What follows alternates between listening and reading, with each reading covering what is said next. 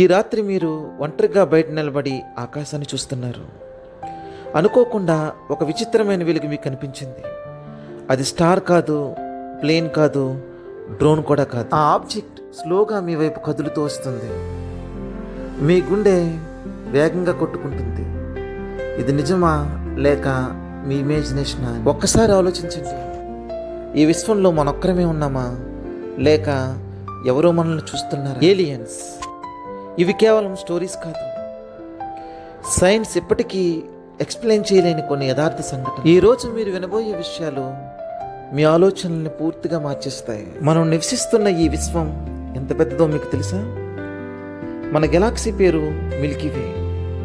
ఈ ఒక్క గెలాక్సీలోనే 100 బిలియన్స్ కంటే ఎక్కువ నక్షత్రాలు ఉన్నాయి. ఇలాంటి గెలాక్సీలు 100 బిలియన్స్ కన్నా ఎక్కువ ఈ యూనివర్స్లో ఉన్నాయి. ఒక మిల్కీవే గెలాక్సీలోనే జీవం కలిగిన భూమి లాంటి ఒక ప్లానెట్ ఉంటే, ఈ అనంత విశ్వంలో జీవం కలిగిన భూమి లాంటి ప్లానెట్స్ ఇంకెన్నో ఉండొచ్చు ఒకసారి మనం ఊహించుకోవచ్చు. అంటే ఈ యావత్ విశ్వంలో మనొక్కరమే ఉన్నారనుకోవటం నిజమా లేక ఇంకా ఎవరు ఉన్నారు? ఏలియన్స్ గురించి సైన్స్ ఏం చెబుతుంది? ప్రపంచంలోనే అత్యంత పెద్ద స్పేస్ ఏజెన్సీ అయిన నాసా ఏలియన్స్ గురించి ఏమంటుందంటే, ఇప్పటి వరకు 5,000 కంటే ఎక్కువ ఎక్సో ప్లానెట్స్ని కనుగొన్నామని, అంటే వేరే గెలాక్సీలో ఉన్నటువంటి ప్లానెట్స్ని కనుగొన్నామని, అక్కడ కొన్ని ప్లానెట్స్లో నీళ్ళు ఉన్నాయని, నీళ్ళు ఉంటే జీవం ఉండడానికి కూడా ఛాన్స్ ఉందని నాసా తన రీసెర్చ్లో వెల్లడించింది.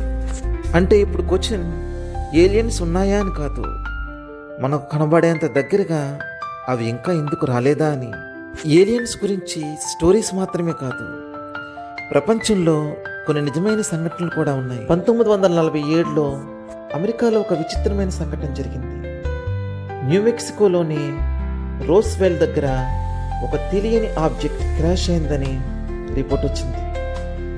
మొదట యుఎస్ ఆర్మీ ఇలా చెప్పింది, మేము ఒక ఫ్లయింగ్ డిస్క్ని రికవర్ చేశామని చెప్పి. కానీ కొన్ని రోజుల్లోనే స్టేట్మెంట్ మార్చేసి అది వెదర్ బెలూన్ అని యుఎస్ ఆర్మీ. ఇంకొక షాకింగ్ ఇన్సిడెంట్ ఏంటంటే, 2004లో యుఎస్ నావీ ఒక స్ట్రేంజ్ ఆబ్జెక్ట్ని చూశారు. అది స్కైలో అన్బిలీవబుల్ స్పీడ్తో మూవ్ అయింది.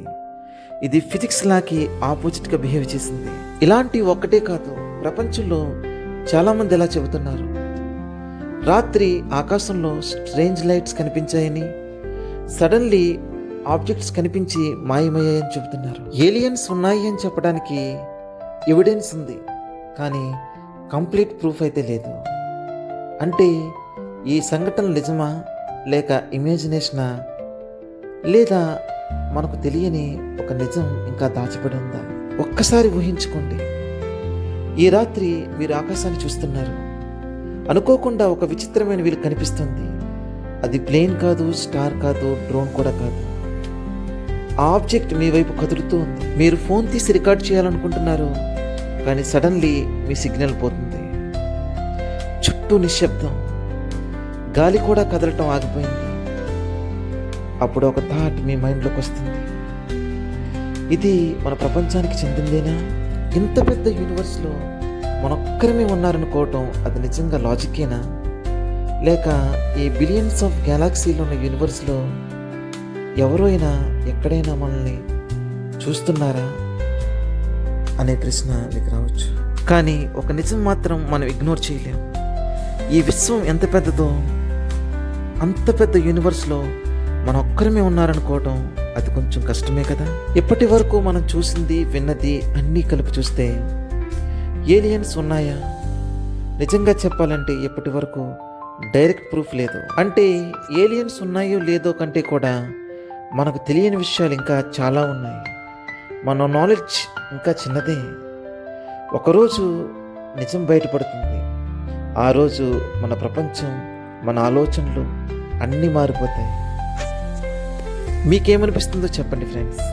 ఏలియన్స్ ఉన్నాయా లేదా ఇవన్నీ ఒట్టి స్టోరీస్ అని అనుకుంటున్నారా? మీ ఒపీనియన్ కామెంట్ చేయండి.